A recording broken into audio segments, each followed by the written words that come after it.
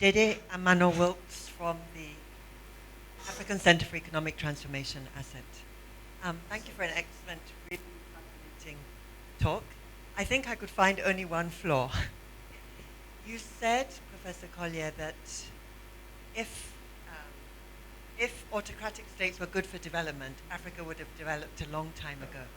But it seems that a lot of the good examples you gave in Africa, the most cited positive example was Rwanda, which is often considered an autocratic state. You even said at one point that Ghana and Rwanda should learn from each other, because whereas Ghana is good at identifying good projects, Rwanda is way better at implementation.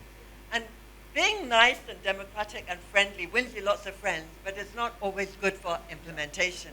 So can you please help us resolve that dilemma? Is that the range of outcomes is much wider than the range of outcomes with democracy. If the autocrat is really bad, they can do immense amounts of damage, far worse than even a dysfunctional democracy.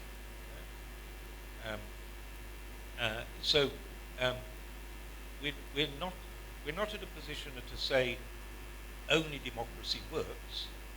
We're certainly not in a position to say only autocracy works. What makes autocracy work, where it does work, is this focus on common purpose around a forward-looking agenda. China is not a democracy. What's underwritten China is a common purpose, which is basically the society wants to build a strong China to overcome that shame of the period from the late 19th century and the first half of the 20th century. The whole society is united in a common forward-looking purpose of strong China. And that limits what individual public servants can get away with. They can bend a bit, but if they behave outrageously at the expense of that common purpose of strong China, they're going to be disciplined. And in Rwanda, it's very much united around a common purpose that everybody is going to benefit from rapid growth.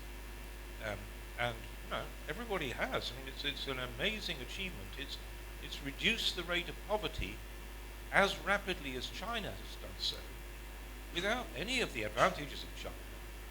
It's the fastest rate of poverty reduction seen in Africa, and it's from a base that was catastrophic. This was the ultimate failed state. Genocide, overpopulation, landlocked, no natural resources. So organizing around a common forward-looking purpose. The same, I think, to an extent in Ethiopia.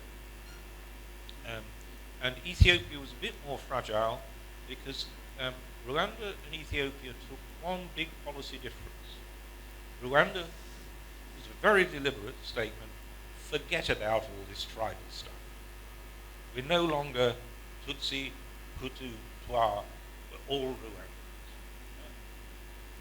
united in a common cause. Ethiopia, the Tigrayans who came in and took the country over initially, decided that the way to reconcile Tigrayan domination was to say, well, we're Tigrayans, you're Oromo, you're Amhara, and so they emphasized all these subnational identities.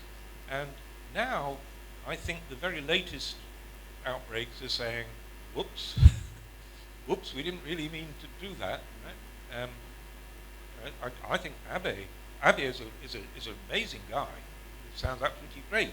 But the fact that the head of the national security's just been murdered sounds worrisome. So I think, but this is just a very premature hunch that Rwanda's bet of let's just emphasize shared identity as well as common purpose.